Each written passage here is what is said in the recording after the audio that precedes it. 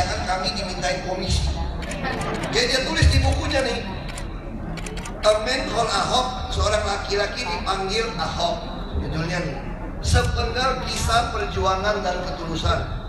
Copyright 2016 Kurawa. Bawahnya yang saya minta. Kalau mau tulis nama Ahok, tulis di bawah nggak? Silakan mengutip atau memperbanyak sebagian atau seluruh isi buku ini tanpa izin tertulis. Nah, enak kan? Ini enak nih. Dengan syarat memberikan donasi. Jadi ada juga yang pintar dapat buku ini dia jual. Kalau mau jual mau beli lagi ya boleh. Donasi aja ke masjid. Itu namanya donasi. Donasinya apa ya urusan bapak ibu. Tapi saya mau cerita begini nih Bu. Dia tanya sama saya sebelum buku ditulis. Dia bilang, Pak Ahok, saya udah ke rumah Pak Ahok. Lalu apa? Saya kaget Pak Ahok katanya. Masa ada kotak sumbangan pembangunan masjid? Saya ke rumah orang Islam yang paling hebat saja, nggak ada taruh kotak sumbangan masjid itu Pak Ahok. Kok rumah Bapak ada? Lalu saya bilang, ini gara-gara banyak orang mau bangun masjid. Kadang-kadang kotak kan juga kalau kena yang bohong bisa hilang juga loh. Di rumah saya kan banyak pengunjung. Kalau Ahok kan nggak mungkin kurang. Yang ada nambahin kalau kurang kan. Makanya dia titip. Apalagi dia cerita, dia ketemu di kampung saya ada satu masjid cukup besar di kampung, lagi dibangun, belum selesai, lagi bangun. Lalu dia tanya, ini masjid siapa yang bangun? Ahok ikut nyumbang katanya. Terus dia tulis, masa orang yang bangun masjid sekaligus bisa benci Islam, gimana jelasinnya? Karena dari kecil ini kan. Lalu dia kasih contoh gini. Dia contoh gini, ada satu ibu bondet ya. Yang namanya ibu bondet ini guru saya. Umurnya 87 tahun. Ini guru menarik. Kenapa saya sangat menghormati guru ini? Ini ibu ini tidak menikah dari muda. Kalau bapak saya hidup pasti kita seumur dengan beliau. Bapak saya ini termasuk orang kaya di kampung. Dulu orang belum punya kulkas, belum punya TV, kami sudah punya. Jadi anak kampung suka kumpul di rumah. Guru-guru dulu kecil gajinya. Itu bantuan beras bapak saya kasih. Bapak saya punya satu anak perempuan saja, adik saya yang pengacara itu. Berantem massal satu kelas 3 berantem antar kelas. Ini anak bapak saya nih yang nyumbang sekolah, nyumbang guru. Tahu nggak ibu bondet lakukan apa? Ini prinsip, karena ini maulid, aku jadi ingat. Aku kan sekolah belajar agama Islam ya, kalau lupa dikoreksi Pak Kiai. Nabi Muhammad pernah ngomong gini, kalau Fatimah mencuri saja, dipotong nggak tangannya dari Nabi? Nggak ada pilih kasih kalau hukum. Jadi ibu bondet ini seorang yang Islamnya taat. Adik saya sama teman-temannya satu kelas tidak dinaikkan kelasnya. Digendeng ini. Anak orang kaya yang kasih kamu makan. Masa anaknya cuma berantem masak kan biasa, anak sekolah kan. Tapi ibu ini berprinsip, kalau dibiarkan nanti kebiasaan berantem. Makanya ini saya coba di Jakarta berantem, keluarin dari sekolah. Turun yang berantem sekarang. Gak naik kelas sampai dikeluarin. Akhirnya adik perempuan saya gak naik kelas. Tertinggal 1 tahun, tapi sejak itu dia kapok. Kemudian sekolah ke Jakarta SMP, SMA-nya masuk SMA Negeri 1 Kudus. Lalu dia diterima masuk UI hukum. Lalu dia terima lagi di Melbourne. Kita pikir kembali, coba kalau waktu itu tidak ada seorang guru ibu bondet ini yang berani memutuskan tidak naik kelas 1 kelas, saya kira adik perempuan saya itu nggak pernah jadi pengacara. Ini prinsip. Ada maulid Nabi, ini prinsip, bukan kasih tausiah. Saya kebetulan suka dengar tausiah, namanya juga dengan tausiah kayak adik di maulid juga. Ini ibu Bodet masih hidup. Lebaran saya pasti pulang ke rumahnya. Nah sebelahnya ini ketemu lagi, ada guru saya lagi, namanya Pak Nirwan. Ini udah hampir 4 tahun cuci darah. Suami istri pensiun guru, 3 juta, 6 juta. Tapi cuci darah di kampung belum ada rumah sakit yang baik, masih keluar kota. 1,6 juta seminggu 2 kali. Cukup nggak uangnya? Cukup. Nah dia juga dapat dicerita di sini. Gurunya bilang yang kasih saya uang semua selama ini Ahok. Ini dia cerita di sini, bukan riak ya. Ini karena dia cerita, saya juga nggak inget. Lalu satu lagi yang menarik, dia cerita sama saya begini. Ini saya baca di buku. Saya punya guru agama. Lalu kemudian beliau karena PNS pindah jadi staf di sekretariat DPRD. Kebetulan saya terpilih jadi anggota DPRD di Belitung Timur tahun 2004. Waktu saya rapat paripurna, anggota DPRD yang lain juga ada murid si guru ini namanya Pak Baktiar. Saya lupa pakai jas apa pakai safari, saya lupa. Waktu saya duduk, saya lihat guru saya ini nyusun kursi meja.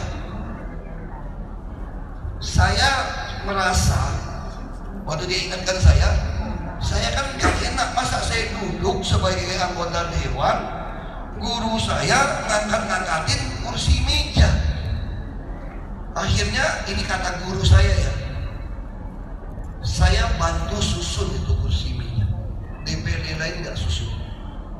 Makanya guru ini bela saya habis-habisan. Ada lagi satu mantan kepala desa, namanya Pak Jarkani.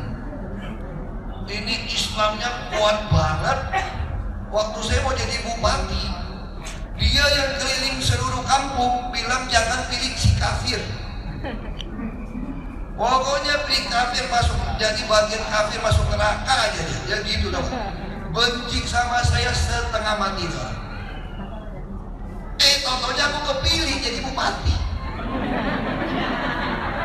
Nah lu sekarang gimana? Balas dendam? Enggak lah, aku juga takut. Ini menarik, tapi di buku nggak tulis karena satu hajah 67 itu udah meninggal saya kira. Nggak ketemu sih waktu kurang ke kampung. Ini si Haja ngomongnya lucu. Saya ingat waktu kampanye tau gak? Ini saya balik di luar buku ini. Mereka bilang gini, ngapain pilih Ahok? Nanti Ahok akan membuat gereja di mana-mana. Pasti akan menekan-nekan orang Islam. Lalu si Haja ini ngomong gini, jangan bodoh ya. Saya zaman Belanda katanya. Kan tahun 59 Belanda baru pergi dari Belitung. Itu Belanda gereja cuma satu di komplek Belanda. Pas Belanda pergi, gerejanya roboh, tinggal kuburan Belanda. Kata tanamnya di belakang gereja. Belanda penjajah saja kagak bikin gereja, apalagi Ahok. Kapan lagi katanya dapat Ahok karena orang kaya mau kerja buat kita. Gue kasih tahu lu ya, ini kata si Haja ini teman. Kalau Ahok macam-macam, kita orang Islam lebih banyak daripada dia. Kita tabokin rame-rame. Ngapain kita gitu bodoh katanya? Kita tabokin. Coba kalau kita pilih yang sama-sama Islam katanya, dia lebih galak dari kita. Kita susah katanya. Ini sih aja. Tapi dia jangan dipakai, dikali di buku nanti repot. Lalu apa yang terjadi dengan Pak Kani? Saya tiap Jumat, saya pasti minta staf saya. Di sini ada Sayono. Sayono ini adalah teman sekelas saya. Yang kalau saya juara kelas, dia juara 2, juara 3, pulang ke rumah bapak saya bilang begini, Sayono lebih pintar daripada kamu, tau gak? Mana bisa pak, saya juara 1 pak, dia juara 2, juara 3 kok. Bapak saya bilang, tau gak kenapa dia lebih pintar? Pagi-pagi bangun, kamu kagak belah kayu api, kagak nimbak air mandi, colok sanjo. Dari kecil udah punya sanjo kita, udah punya jet washer, ikut PD5 kan. Makan pagi, coklat, roti, susu, keju, telur, semua lengkap. Sampai martabak 1 loyang penuh habis. Ini temenmu ini kadang singkong pun gak sarapan. Jadi kalau dia bisa mendekati kamu, hampir ngalahin kamu, sebetulnya lebih pintar dari kamu. Kalau dia jadi anak saya. Makanya ini yang membuat saya, kenapa saya pengen anak KJP beli daging sapi, semua itu harus dapat. Biar dia gizinya cukup. Iya, betul. Itu yang kita lakukan. Apalagi soal ini, si Sayono ini ya, dia juga cerita di buku ini. Dia tuh PNS. Waktu saya jadi bupati, dia PNS. Saya tahu teman saya ini nggak pernah absen sholat 5 waktu, nggak pernah absen puasa, ngurusin anak kakak lagi, gendongin, belah kayu api, sholatnya ngajinya top. Dia bagian sosial, golongan masih kecil karena nggak sarjana. Waktu saya jadi bupati, saya tanya sama dia, ya Pak, jangan panggil saya Pak, Ahok aja. Jangan nanti aku kecoplosan panggil nama teman katanya. Gini, jawab saya bilang, gimana caranya kamu jadi kepala bagian sosial? Gak bisa, golongan saya belum cukup. Ada cara nggak? Ada Pak. Kalau nggak ada pejabat yang lebih tinggi, itu boleh namanya pakai PLT, pelaksana tugas. Caranya gimana? Pokoknya saya yang paling tinggi, golongannya kan rendah banget. Saya keluarin semua yang golongan di atas dia dari bagian itu. Keluarin aja semua. Pokoknya tinggal dia yang paling tinggi pangkatnya. Padahal ini pangkat paling rendah ini. Wah, semua protes. Protes apa? Bupati atau apa? Kira-kira gitu ya. Jadi si Sayono jadi tukang bagian sosial. Tahu nggak tugasnya apa? Tiap Jumat kamu bagi anak buahmu beli motor keliling semua masjid musola surau, sholat Jumat di seluruh masjid di kampung. Lihat masjid mana yang kurang dananya untuk pembangunan atau masjidnya jelek. Lalu guru-guru ngaji semua dikasih gaji ya, supaya nggak mikirin beli beras. Terus saya ingat saya kasih 140.000 sebulan. Karena lauk bisa mancing, yang penting bisa beli beras, garam, minyak. Kita kasih. Sekarang juga kita mulai kasih kok guru-guru ngaji. Kayak markot yang bagus, kirim naik haji.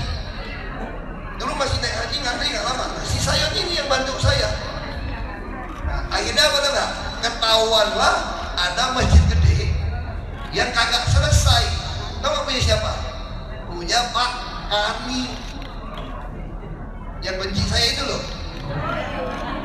Tadi yang kafir-kafirin saya tadi waktu pilih bupati. Lalu saya temuin Pak Kami. Kenapa masjidnya nggak selesai? Kita udah habis-habisan Pak. Ini masjid itu besar udah habis-habisan. Kita mau ngubur lebaran. Kurang berapa? Kurang 30 juta. Udah gak ada duit lagi kita. Mau kejar lebaran. Ya sudah. Nanti saya bantu beresin. Terus dia cerita, dia pikir bohong dari itu. 2 hari langsung turun tim, kita kasih. Kaget dia.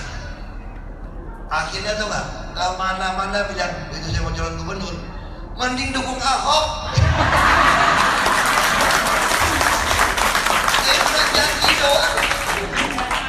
Nah, terus waktu adik saya mau jadi bupati, saya telepon Pak Kami, dia orang Golkar. Saya telepon, Pak Kami, tolong dong dampingin adik saya jadi bupati. Kenapa? Ketemu saya dulu, saya bilang, udah ketemu. Saya paksa dia, karena Bapak ngerti sekali tentang keimanan. Saya tidak mau anak-anak jadi pintar, jadi sehat, jadi kaya, tapi tidak beriman. Ini mengerikan, karena penduduk Belitung Timur 93% Muslim. 12 tahun harus khatam baca Al-Quran. Nah, makanya saya pengen Bapak yang dampingin adik saya jadi wakil bupati. Akhirnya dia jadi wakil bupati 5 tahun kemarin. Hubungan saya begitu baik sama keluarganya. Ya dia ngomong di sini, dia pengen sekali ke Jakarta. Saya nggak tahu ada stasiun TV mau ngundang beliau ini katanya. Dia mau bilangin sama orang Jakarta, jangan kena bohongin fitnah terhadap Ahok. Sayang kalau sampai Ahok itu nggak jadi pejabat yang bisa membangkitkan kesejahteraan umat. Nah, jadi saya kita di sini ya, yang asli bisa dihubungin orangnya. Bapak ibu ceritain ke tetangga-tetangga. Kalau tetangganya pengen minjem bukunya atau pengen beli ya, udah jual aja lah, pinjemin aja. Nanti minta lagi bukunya. Ada di proklamasi ada, tapi kita bilang ngambil kan, ambil pertama nggak usah bayar. Kalau ambil kedua, mana bukti sumbang masjidnya udah belum sumbangan? You know, ini belinya 6.000, 10.000. Kalau ibu jual 20.000 kan cuan 10.000. Enggak, ini bercanda. Nah, itu penting. Di foto dong nanti misalnya kan. Itu bercanda.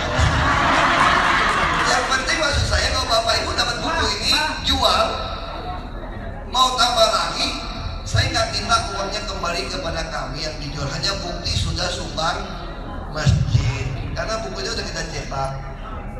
Iya, jadi tolong buku ini ada beberapa buku saja, saya tidak banyak. Nanti mungkin koordinasi dengan Pak Taufik ya. Saya ingin sekali cerita ini supaya orang kenal siapa Ahok. Ya, saya juga tidak tahu dia tidak ketemu Ustadz Muhammad ya. Saya nggak tahu masih hidup apa enggak. Ada satu Ustadz. Ini juga dukung saya habis-habisan sampai kampungnya menang. Lalu ditanya orang, Pak Ustadz, kenapa dukung Ahok yang kafir? Dia jawabnya bagus banget, tau gak? Ahok itu udah melakukan apa yang dikehendaki Nabi Muhammad. Prinsipnya amanah, sidik, katona, tabligh. Cuma ada cumanya katanya, Ahok belum dapat hidayah. Makanya dia bilang, kalau mau pintu hidayah terbuka buat Ahok, bukan dimusuhin Ahoknya. Ahoknya diundang ke acara-acara keagamaan biar dia dengar tausiah. Gimana orang bisa dapat hidayah kalau dia tidak pernah mendengar tausiah? Betul nggak? Gimana orang bisa dengar tausiah? Belum apa-apa udah dikafirin, mau dibunuh, mau diusir, mau dipenjarakan. Betul nggak? Gimana bisa diundang datang kalau orang muslimnya kagak undang? Ini logika ini. Makanya saya katakan si Ustadz Muhammad ini begitu baik. Kalau kata teman saya kurang ajar gitu kan, ya minimal kamu kafir yang muslimin jadi kan benar juga itu. Ini bercanda. Tapi yang mau dilakukan, ini waktu dia tulis ya, nanti menjadi masalah lagi nih. Kan cuma bercanda nih, ada panas-panas gitu kan. Jadi si Ustadz Muhammad ini dia bilang begini, saya yakin umat muslim di Belitung Timur akan lebih maju kalau dipimpin orang yang mengerti ajaran Islam, ajaran Maulid, ajaran Nabi Muhammad, daripada orang yang dapat hidayah tapi kelakuannya kafir, nggak melaksanakan ajaran Islam.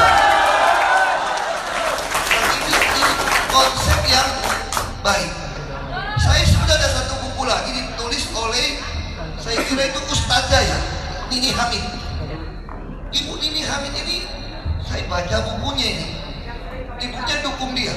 Halaman 91 sampai 155, tebal. Dia bilang begini, coba. Kenapa saya percaya dukung Ahok? Padahal Ahok ini bukan Islam dia. Lalu dia menarik cerita. Nabi Muhammad pernah mengirim. Ini dia bukunya. Ini buku menarik sekali, tapi ketebalan. Pasti bapak ibu bacanya ngantuk. Kalau ini tipis, setengah jam selesai. Ini buku ya, ini luar biasa. Dia tulis begini. Kalau saya salah dikoreksi nanti Pak. Aku udah selesai baca.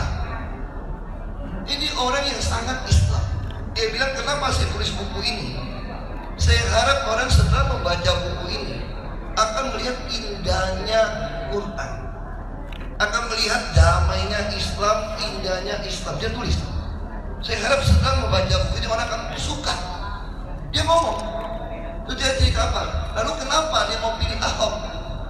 Dia jawab begini, waktu Nabi Muhammad, katanya di buku ini ya, waktu di Mekah masih lemah umat Islamnya, itu Nabi Muhammad kirim ke Ethiopia, ada namanya Raja Abbasya. Abbasya ada raja Kristen, supaya orang Islamnya jadi kuat. Udah banyak baru balik. Ini mirip-mirip cerita Nabi Yusuf sebetulnya. Pasti Nabi juga sama Tuhan. Tuhan mau besarkan waktu itu turunan Bani Israel itu, dia kirim ke Mesir. Sampai besar baru keluar kayak Musa, supaya dia bisa tumbuh besar.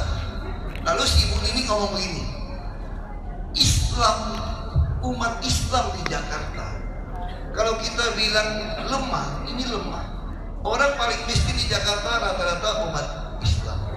Yang nggak sekolah umat Islam, yang nggak sehat umat Islam, yang nggak punya modal umat Islam. Nah, kita perlu seorang model Ahok yang bisa membuat umat Islam ini jadi maju, jadi pintar, jadi sehat, jadi bermodal. Dia tulis seperti itu alasannya. Ini menarik. Beliau menyampaikan konsep ini. Nah, tapi inilah kombinasi dua buku yang baik. Nah, saya juga ingin sampaikan, tahun ini kami mulai anak-anak ibu ya, misalnya ada anak pemegang KJP pengen jadi santri di pesantren Buntet di Cirebon atau di Pekalongan Jombang, nggak ada duit kirimnya. Itu kami pun mau menyiapkan KJP versi. Karena nggak semua orang mau jadi teknokrat, birokrat. Saya selalu berpegangan sejak saya bupati, saya tidak mau rakyat tambah pintar, tambah sehat, tapi tidak takut akan Tuhan. Apalagi yang tidak rahmatan lil alamin. Kita dimakan hidup-hidup. Begitu beda paham kita jadi kafir. Ini karena Pak Kiai Adib bercerita. Langsung diserang Pak Kiainya. Waktu Gus Dur bela saya, kampanye buat saya di Babel, dibilang Kiai palsu. Untung Gus Dur orangnya biarin aja. Nah, Gus Dur ya begitu. Saya bilang, Gus, ini nih Gus, lihat nih Gus. Kok lupa Gus Dur gak bisa baca ya? Kalau Gus, biarin aja, gak ngerti Quran. Terus Gus Dur bilang, kalau sholat di depan saya orang Cina, orang Kristen, nggak mau saya. Mau nggak sholat di depan kita imamnya orang Cina, orang Kristen? Nggak mau saya juga. Tapi kalau gubernur itu cuma administrator kok, manajer kok, pelayan kok. Kenapa nggak boleh katanya? Bisa buat kita lebih maju. Tapi habis itu dibully Gus Dur. Nah, tapi inilah tugas kita bersama untuk membawa ini. Saya nggak mau teruskan, nanti ini bagian dari Pak Kiai. Nanti saya kasih tahu segala. Nanti digugat lagi saya. Terima kasih.